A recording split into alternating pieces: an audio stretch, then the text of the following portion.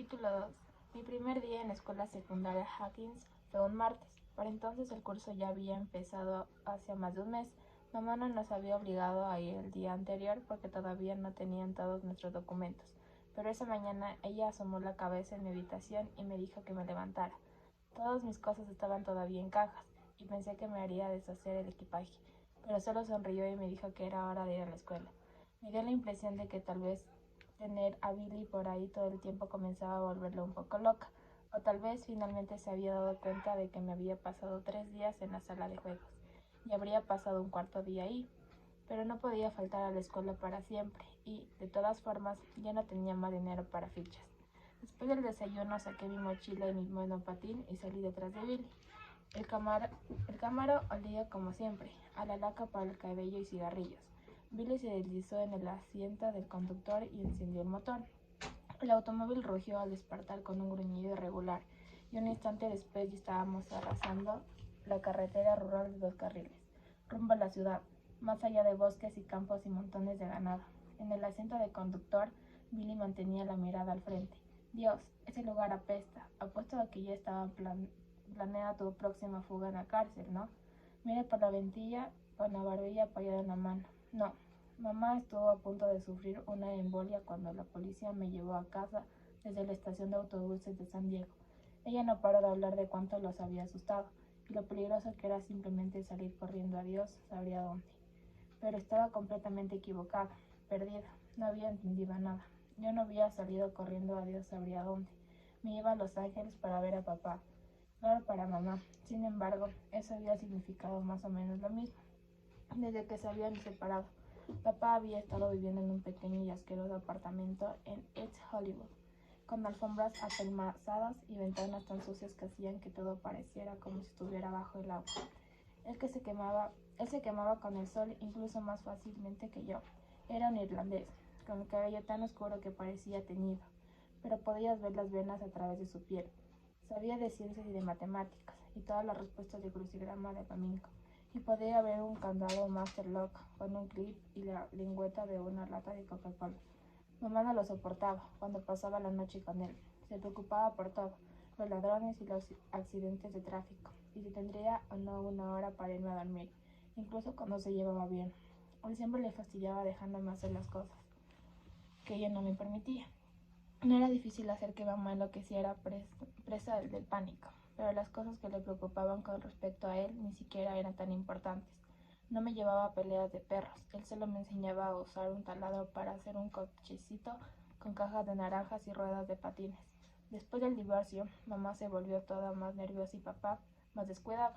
Cuando regresaba a casa con la camiseta rota o un rasguño en la rodilla, ella prácticamente se ponía histérica. Nunca le conté sobre la lección en el estacionamiento de Jack in the Box, ni que él me dejó montar en el asiento del conductor de su viejo y desternado Impala. Cuando le explicaba los fines de semana en casa de papá, era fácil omitir las partes que ella no aprobaba, como por ejemplo, que él llegaba siempre tarde para recogerme en la estación de autobuses, o que a veces se quedaba dormido frente al televisor.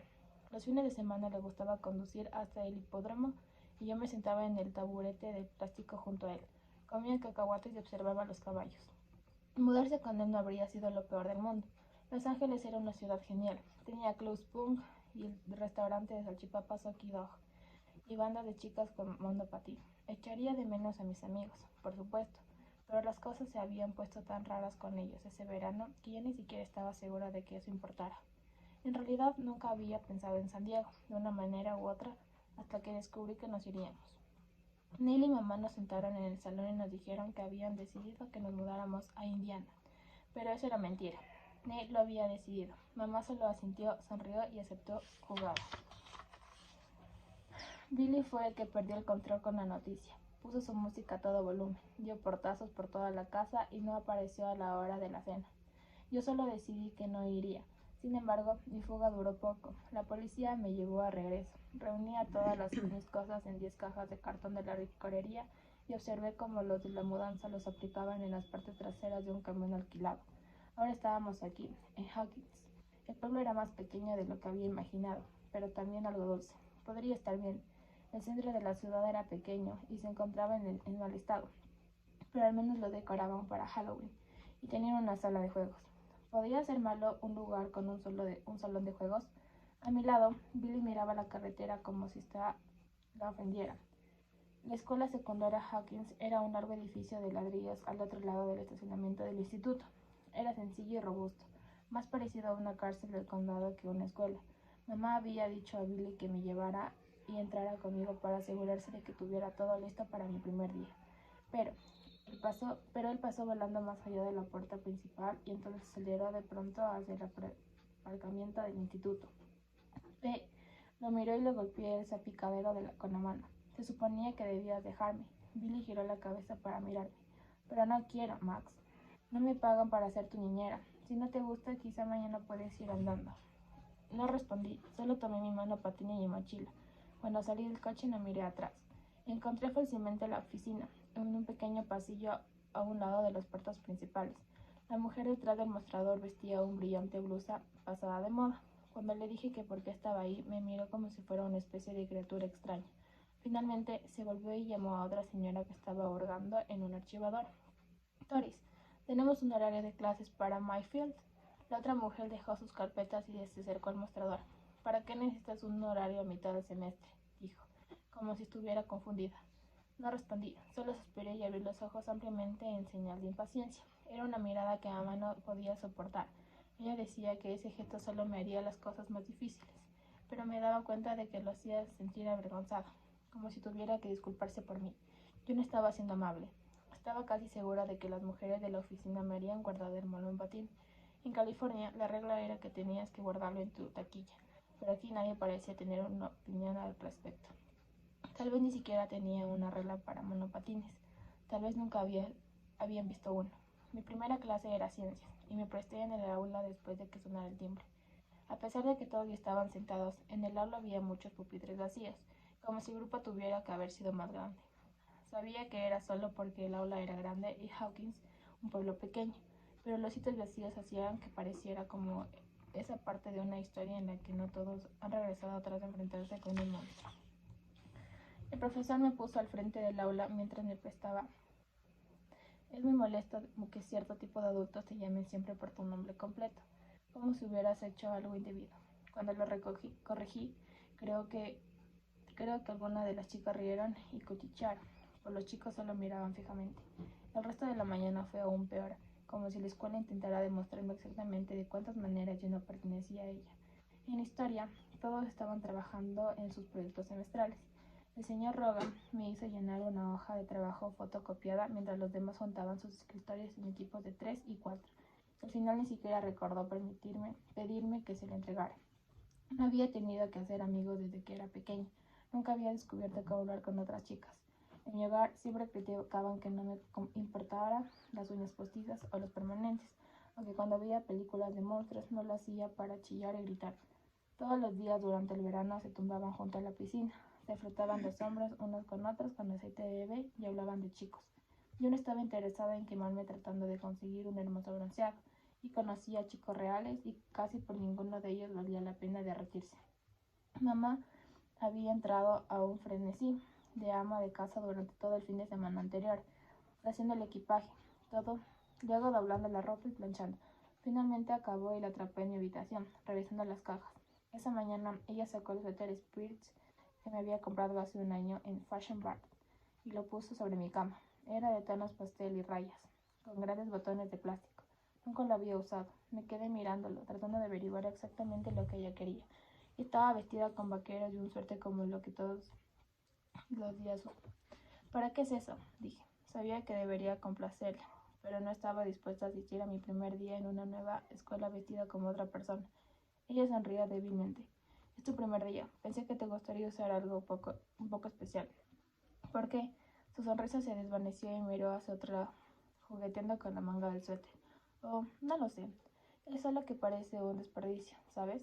Eres guapa, pero nunca te arreglas ni intentas verte bien. La idea de que tuviera que vestirme de manera particular para ir a clases en Hawkins me parecía tan estúpida que estuve a un punto de reír. No me sentía muy guapa y definitivamente no era una chica agradable. En el almuerzo comí cecina y pretzel directamente de la bolsa y me senté en los agritados escalones del cemento junto al gimnasio. Todavía no habíamos sacado de las cajas las cajas de la cosa de la cocina y necesitábamos ir al supermercado. Por primera vez desde que había dejado de ir San Diego. No permití realmente sentir un vacío en el pecho. Tardé un minuto en reconocerlo. Soledad. En mi casa tenía Ben's Bones, Eddie Harris y Nate. Pasábamos los veranos y las tardes después de la escuela patinando o construyendo fuertes en el arroyo seco detrás de mi casa.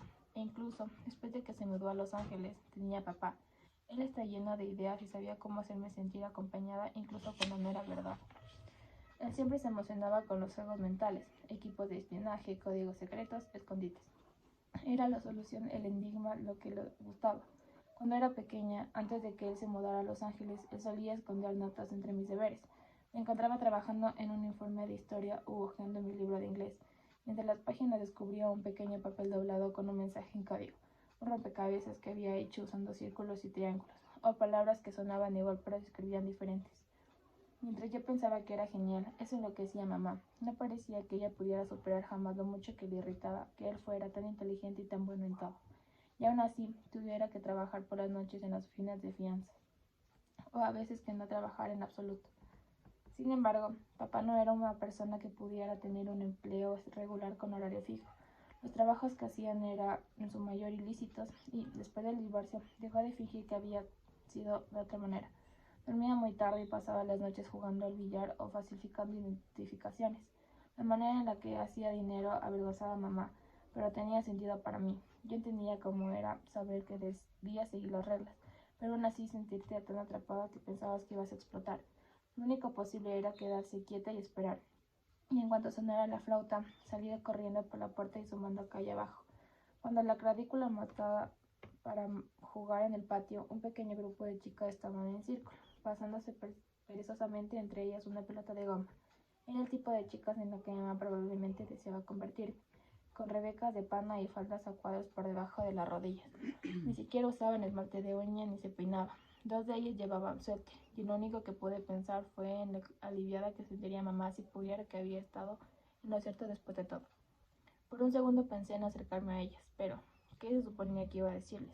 Nunca había logrado averiguar qué era lo más indicado decir para que una chica con una falda a cuadros fuera mi amiga. ¡Qué torpe!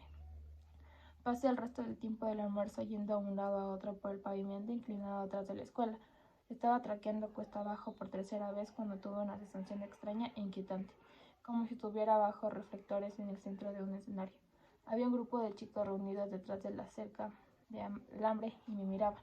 No estaba segura, pero creí reconocerlos desde la primera clase. Estaban medio ocultos detrás de la cerca y me di cuenta de que me estaban espiando, pero no eran muy hábiles para esconderse. Uno de ellos susurró algo y todos se inclinaron y se acercaron más entre sí, como si creyeran que con ellos no podía verlos. Todo el día me había sentido fuera de lugar, como si el tiempo se estuviera moviendo con demasiadas lentitudes. Necesitaba probar algo, o tal vez simplemente compensar el hecho de que, además de mis profesores y las mujeres de la oficina, nadie ha hablado conmigo en todo el día. Saqué los arrugados deberes de historia y garabateé un mensaje en la parte posterior. No un acertijo, no un código. En lenguaje simple y llano, les decía que se mantuvieran lejos de mí. Escribí rápido y sin esmero, pero ni siquiera estaba segura de que quisieran transmitir el mensaje en sí. Si de verdad hubiera querido que me dejaran en paz, tal vez lo habría escrito. Luego arrojé la nota al cubo de la basura y entré al edificio. Las puertas gimieron al cerrarse a mis espaldas. Dame tres ideas sobre la lectura que te hice. Bueno, la lectura que tú hiciste es primero que hay una familia de mamá y dos hermanas, Billy y Max, que se van a Hawkins, que es un cambio brusco a relación a lo que tenían en California. Sus papás se separaron y su papá se fue a Los Ángeles. Entonces ella, obviamente el cambio que hace de una escuela a la otra, de una ciudad a la otra, es bastante amplia, porque allá en California, con las olas, ella se sentía libre, podía vestirse como ella deseaba, pero en cambio acá su mamá le obliga a ponerse un suéter y que de pronto una falda a cuadros.